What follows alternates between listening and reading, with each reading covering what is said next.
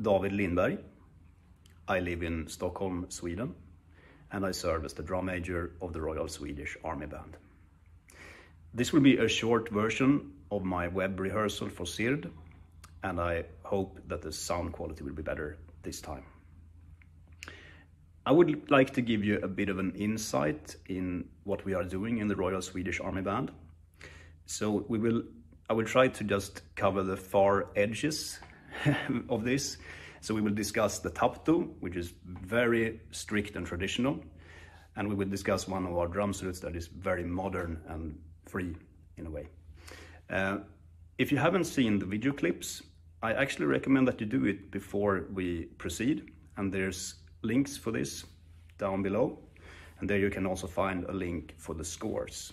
So if you haven't, please do, and come back to me later. If you have already seen them, let's just get started. We will start with the Tapto.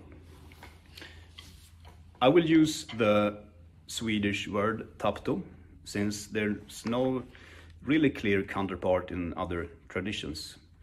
The message is the same as in the taps or the Zapfenstreich, but it is done in a very specific way in Sweden, so actually this, the Tapto. If you have the score for this in front of you, it says Svenska arméns stora Tapto, and this is translated to the great Tapto for the Swedish army, or the big Tapto. It is actually seen as a ceremony, even if it's a piece of music, it's seen as a ceremony. So when I address the receiver, who could be a general or the king, I say that we are ready to execute the Tapto, not play it or perform it. So it's kind of neat. It's a ceremony that only consists of music. What we're doing, if we just start from the top, we play the call appel, and that's the long roll here, fortepiano roll with a crescendo. The call appel it's not about attention, because we have an attention call, and it's not a gathering call because we have a gather call. It's more about like, can I have your attention, please? So what we are doing here is we are actually playing the appel 4 times, and the 2 in the middle are built up.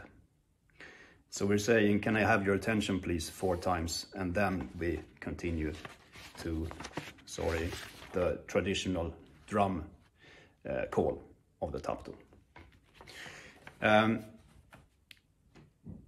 Yes, what we do is, first of all, the call appel, playing a very soft roll can be a bit too soft if you play it like a normal double stroke roll. So we perform it almost like a press roll, very intense, very, very quick. So you get a lot of energy and a lot of nerve in this. Should feel a bit dramatic, I think. And then as we build up the crescendo, we're opening the roll up to be able to play loudly, of course. So it's like,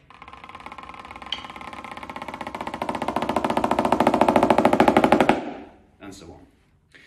For the build up, like the second line in the score, that's the solo drummer's real solo part, and I always give this drummer a lot of freedom. It's just be a soloist, do your thing, interact with acoustics, catch the feel of the atmosphere of the place where we are, and just perform, just feel very free. When we're doing it together on the third line, of course we need to have a plan, because as you all know, it's not very easy to put together a roll build up in a drum line when there's distances and you don't really see each other. We have a couple of tricks for this that I actually want to share with you. It's not military secrets. As you can see in the score, the solo drummer starts with 2 strokes that are in a clear tempo. I've noted 76 there, but that's not very important. It's more about having a very clear pulse in this. Next bar it says tutti, which means the drum line. So they actually start in the same tempo as the solo drummer played. So they play the 2 right hand strokes and the first left hand stroke in exact that tempo. Before the second left hand stroke, the axel-rondo will start.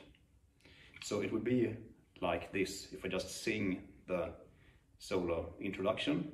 Tack, tack.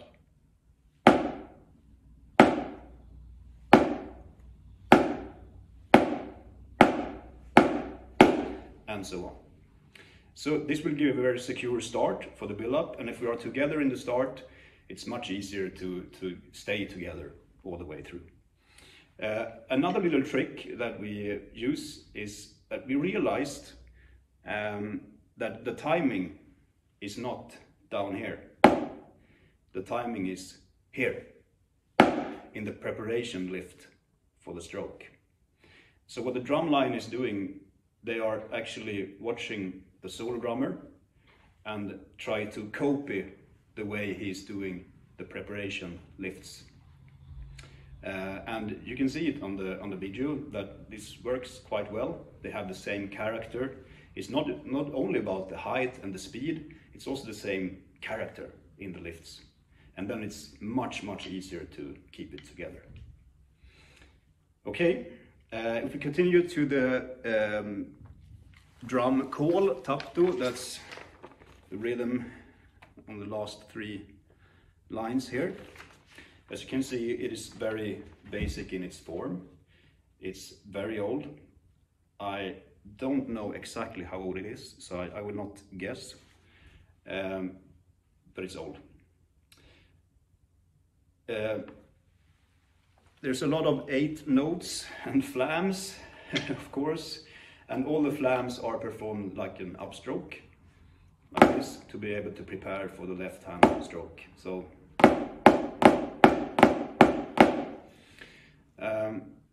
we also have the short ruff. We use 2 different short ruffs. For this one we use a very short one, which is like a pressed ruff right next to the stroke, to the main stroke. We also have a 3-stroke roll, 3-stroke ruff, that we play much more open, like an ornament. But for this, it's the very short ruff. So, okay, let's just take 2 more theoretical things in the second part. Second bar, second beat. There's a little plus sign above the note, and that's a very special and unique little ornament for Swedish military drumming. I haven't seen it so far. I haven't seen it in another tradition, so this is worth mentioning. It's called the nedslag. It could be translated to downstroke, but it's not a downstroke like we do rudimentally. It is actually an inverted flam. So you play the main beat with the right hand on the beat, and immediately after you play a beat with the left hand. So it's like this. It's very easy to play this to the left hand because we are used to play a flam to the main beat. But these 2 bars are actually very clever put together, because it's so easy to get the feel for it, because you play the rhythm you play in the first bar. It's exactly the same rhythm in the second bar. It's just that you add the left hand stroke after the right hand on second beat. So together these 2 bars would be.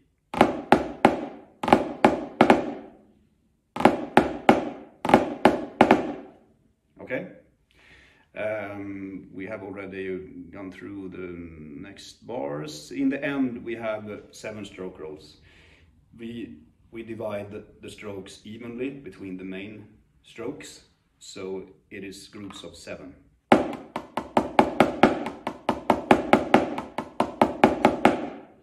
And the reason why I use so much motion here is that we want it to be a bit like waves, so it's a bit of life within the rolls. So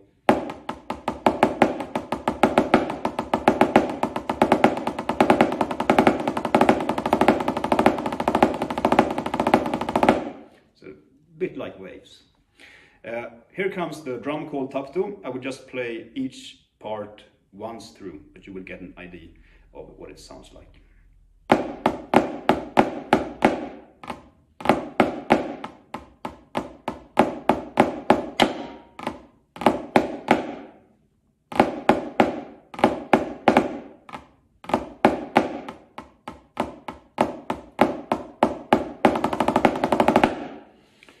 Okay, as you may notice, I maybe did too much this time, but you will also hear it on the video clip, is that the 8 notes are not exactly mathematically even.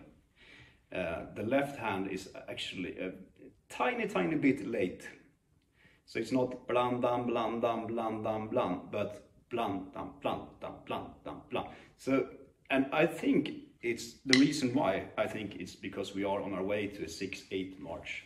So I think it's a bit of a human thing to do, that we are aiming forward, and we don't really want to play it too strictly. I heard old recordings and it's played in the same way, with a slightly late left hand. In the old scores that I have seen, the dynamics haven't been as precise as they are in our score. And I think one of the beautiful things with traditions is that they are always alive. They are changing slightly because of the persons who are playing this music. And as long as you don't force it to change, I think that's a natural part and a very beautiful part of traditions. We never sat down and said, let's do more of the dynamics. It just developed over the years. So if we're watching the Tapto videos from the last 10 years, I think we will find that the dynamics are developing and getting clearer and clearer during these years. So in 10 years, maybe we have developed something more, and in 40 years, I hope they will do this slightly different from what we are today. Same rhythm, but maybe just a little modern touch that is connected to the world of that time. Okay, that's the Tapto. We will now proceed to the drum salute. And I will sit down. Hello again. First of all, my background is that I'm a classical percussionist. I always had a passion for field drumming, always. But I'm educated as a classical percussionist, and I played a lot of percussion ensemble music. So what I try to do when I write a drum salute, I try to create a composition. It's like an ensemble piece for marching percussion. That's my main focus when I'm composing. The second thing is that it's very important with a theme. I've written a couple of drum salutes that have a very clear theme, but I found it different to write more and more of these, because it feels, to me, it feels a bit like it's only the second part of the first one. So later during the years, I have tried to find other ways of finding a theme, maybe more theoretical, or maybe more about like a feeling of a theme. And this has helped me a lot to narrow things down and get started and stay to the red line of the composition. The one we are discussing today is called Rolt. I hope Rolt doesn't mean anything bad in any of your languages. The background to the name is that I had the opportunity to work together with Rolf Landberg for several years. He's a great guy, great friend, great drummer, just an excellent person. And one day he informed me that he had decided to finish his job in the army band to proceed to a civil career. And of course this made me very sad, because I really enjoyed working together with him. But I also thought, okay, what better farewell gift to Rolf than a drum salute? The reason why his name is misspelled here is that we once had our uniforms away for cleaning, and when they came back, our names were misspelled in the most hilarious ways. And percussionists, with their sense of humor, of course, started to call each other these names. So Rolf was no longer Rolf, he was now Rolt. So that's the background for the name. Rolf Lindberg has the letters R, L, and when he's emailing me, he's not always signing the emails RL, he's signing them RL, RR, LR, LL, a paradiddle. So I thought, what better way to start Rolf's drum salute than with a game of paradiddles. As you just, if you look in the scores, you will see that on the first 4 pages, it's only paradiddles in different versions and all these crazy combinations of paradiddle movements. So that was an idea that I tried for this, and it actually worked well together. It's a game of paradiddles. I will not play anything from this now. I think it's better to watch the video and get all the parts together and all the sounds together. What I want to discuss a little closer is as we get to page 5. I always try to have a form of the drum salute that starts big and then in the middle goes back a bit to a soft part and then makes a big crescendo to the end. That's what the form I like to do. And in the softer part, I try to find as many sounds as possible that can be extracted from a drum section. You can see this time I made a decrescendo to go to the piano section. I once had a drum salute that I love contrasts, and once I had a drum salute that we were playing full fortissimo and then suddenly just went down to pianissimo. And it was cool, but it didn't really work on the tattoo arena because we're playing fortissimo and then the sound suddenly stops because it's ringing. So the audience always thought we were finished. They couldn't hear that we had changed to play softly. So this time I made a decrescendo. And as you can see in the decrescendo, it starts with the paradiddle again, and then I take away 1 stroke of the paradiddle for each bar.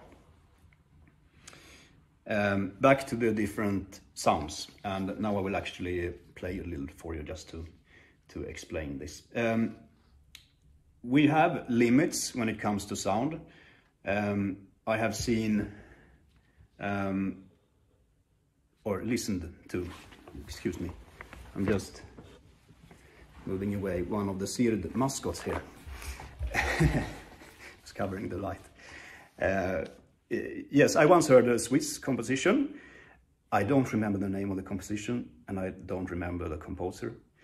But what they did is they actually turned the drum and scratched the snares. And it was very clever and really, really delightful to listen to. I've thought about it, but we can't do it because we're in a uniform, parade uniform, we're in attention. And also, as you can see, we have the great coat of arms of the Kingdom of Sweden. So we can't just turn the drum around, it's not on stage. So there are limits, but when it comes to playing on the head, playing on the rim shots, and playing on the sticks, there's no real limits. So this is how I used to do it. Okay, so letter C, that part, I will explain stroke by stroke, just to give you an idea of how it's done. So the first stroke, you see it's a double note. The left hand looks like a D. That's a damp stroke that you're actually pushing the stick against the head, and the right hand stroke is just a normal stroke. And what we try to do is to get the pitch to rise during the stroke. So we're pushing down on the head at the same time as we are playing this. And it will give a bit of a boing sound. It's like a tabla, you know, the Indian drums, doing. It's not very clear, but you can hear it if the acoustics are good. We realized that there's no use for us on our drums to move the stick on the head. It would dampen the sound, but it's better to actually push the head. You can try this on your drum. Where on the head will you get the best effect from this? It might not be in the middle, maybe closer to the rim. Yes, that's the first stroke. Second stroke says RS, that's a rim shot.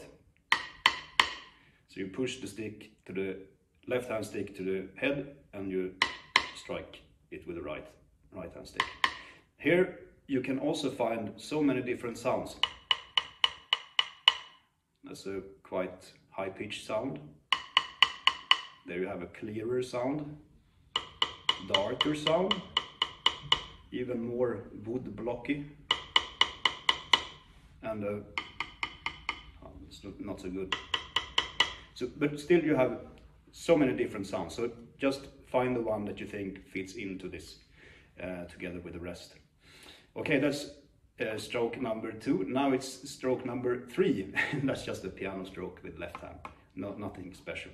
Stroke number 4 says SIRD, that's rim. So you play with the right hand stick on the rim. Same here. What sound would I like and where do I get it?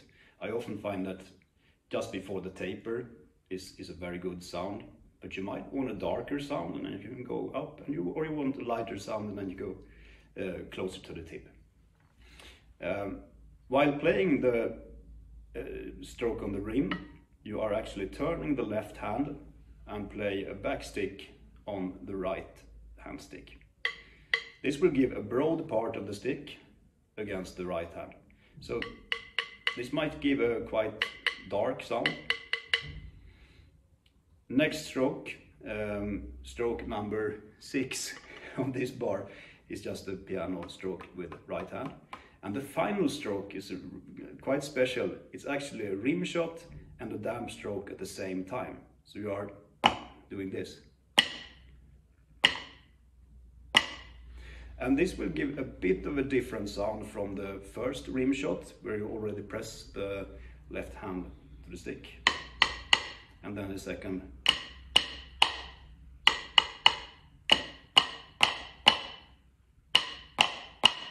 So here it can be, if I just practice a bit on this, it can be a bit clearer and a bit more woody, that sound. So if I try to play this slowly now for you, it will be like this.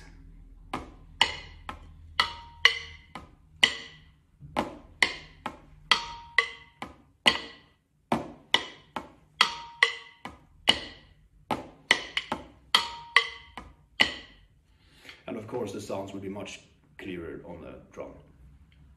Okay.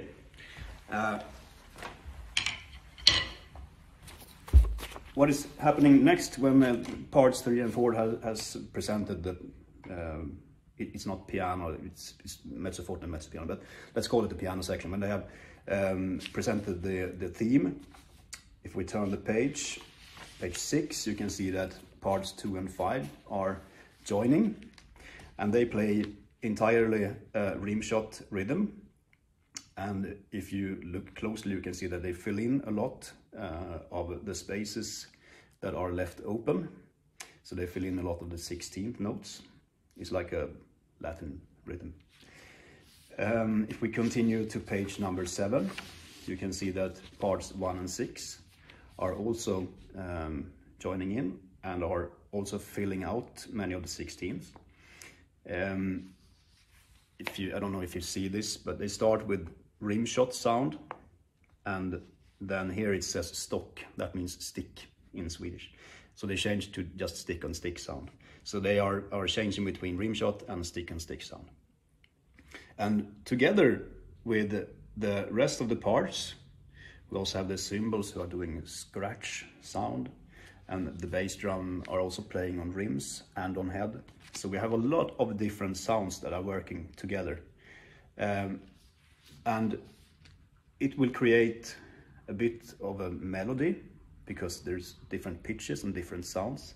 And it will also create a feeling of a stereo feeling because the sounds are moving back and forth within the drum line. In this drum salute, I tried to do a seamless passage to the loud ending. On page 8, you can see that a 16 note theme is moving along through the section.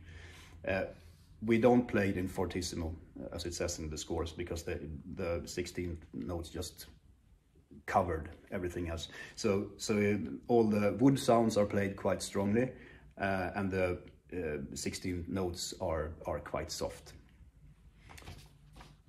Let's see if there's something more. Next page. Page 10. Everybody plays on heads, but we are playing different accents. So again, the accent rhythm is walking back and forth within the section, and it was supposed to create a groove and a bit of a chaotic feeling, and I think it feels a bit chaotic. Yes, and then we have the end. I once asked a commander I had, "Sir, how do you explain a good drum salute?" And he was thinking for a few seconds, and then he said, "A good drum salute is like a good firework display." And it was very, very clever. So I often use this thought that there should be some firework feeling, especially in the end. So here we have the divided 16th groups, and they are doing the movements, so it's getting really like the end of a firework. And then they all get together for these two bars with very special accents and a really clear end. So this is like the last firework, boom, of the display. That's my theoretical thought anyway. So that's mostly in theory how I prefer to compose drum salutes. There are many ways, and I'm sure there are many ways that are even better than mine, but this is how I do it, and I'm happy to share this with you. Okay, we are soon closing this little session, but before we do, let's just have a little equipment check, because I actually have one of our drums here.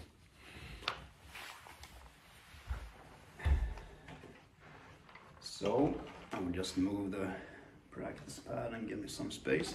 So our parade drums were made by Cooperman in 2016. They are 15 by 15. We have Kevlar head on top, of course, to be able to play even if it's raining. And we have clear plastic on bottom. We have a snare shut-off system, because a few of our calls are played without snares, so we have to be able to turn off the snares. The snare system is actually combined. On this particular drum, the wire snares are missing right now because they were supposed to be changed, and then I took the drum home. Sorry. But it's combined, gut and wire. And there's a very delicate adjustment system here. I don't know if you can see it, where you can actually adjust each snare strain by itself. So you can always have a very good crisp snare sound on this. And the tool for this is actually here. You just unscrew this. Very clever. You never lose it. You always have it where you need it. Let's see if I can get it back. Yes, I could. I managed. We also asked them to add one more rim guard. because we are doing a lot of rim strokes, and it's a very good, very nice sound. I don't know how the sound quality works, but it's very nice sound in it. Drum was beautifully hand painted by Virginia Wilco Stafford. Can you see this? It's gorgeous. Very, very nice. We're very happy with these drums. They are, the dynamic range of them is huge. You can play like a concert snare drum pianissimo on it, and you can play really, really loud. So the dynamic contrast can be huge with these drums. So